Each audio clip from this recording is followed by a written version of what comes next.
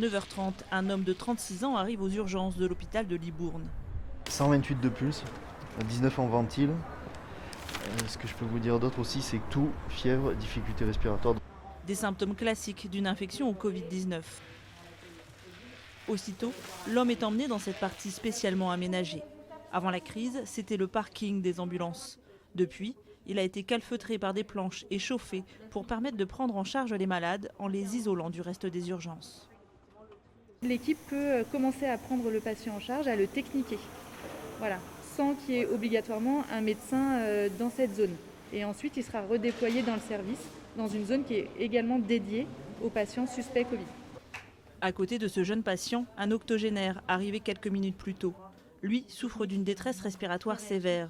Il attend de pouvoir être hospitalisé dans une unité Covid de l'hôpital. Depuis septembre, l'établissement s'adapte jour après jour, heure par heure, en réaffectant des salles pour faire face à l'afflux continu de malades. Actuellement, la situation au CH de Libourne est tendue, mais elle est encore sous contrôle. En termes de soins critiques, nous avons bien sûr renforcé nos soins critiques et nous sommes à peu près à 50% de taux de remplissage. Dans le service de réanimation, un calme apparent règne. Pourtant, les 12 salles sont déjà occupées, la quasi-totalité par des patients Covid graves.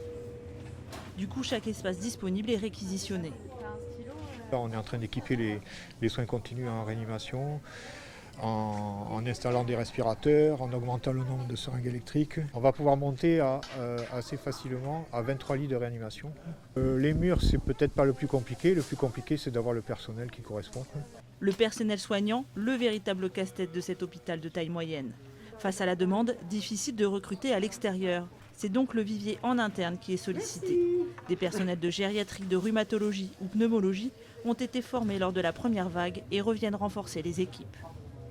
Le personnel, il faut bien le prendre quelque part et on est obligé d'alléger d'autres unités. Et donc toute la difficulté, c'est de mettre le curseur au bon endroit et de ne pas trop déshabiller Jacques pour Paul et de le faire vraiment à couteau tiré de telle façon à ce que l'on tienne dans la durée.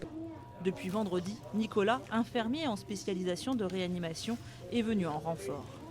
On est assez inquiet, surtout sur l'accélération, et on a vraiment peur que ce soit brutal et qu'on soit vite débordé. Des bras précieux pour la réa, où chaque jour des patients graves, comme cette dame, doivent être retournés sur le ventre pour améliorer leur ventilation. 5 soignants seront nécessaires pour cette opération délicate qu'il faudra reproduire dans 18 heures. Hélène, elle, est arrivée jeudi soir, hospitalisée d'urgence par son médecin. Je suis lourde. Le moindre mouvement me demande beaucoup d'efforts. De me lever, de lever le bras, de me tourner, de m'asseoir. Elle a pu avoir une place dans le service des maladies infectieuses, car une partie du service de médecine interne a été réquisitionnée et une bâche fait désormais office de cloison temporaire.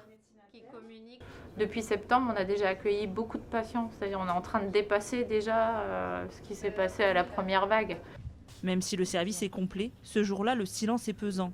2 patients viennent de mourir. Cet homme de 70 ans était arrivé la veille.